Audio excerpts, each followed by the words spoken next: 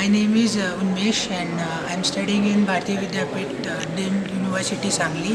So today we had a interaction session on USMLE where sir told us about USMLE and what exactly we have to do when we have to apply and what is exact expenditure for this whole USMLE.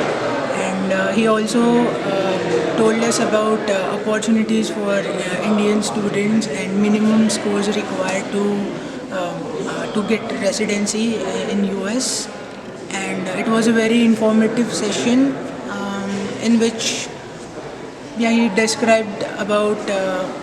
He also told us about our CV and what the first year student should do, or in better way, how should a first year student start preparing for it.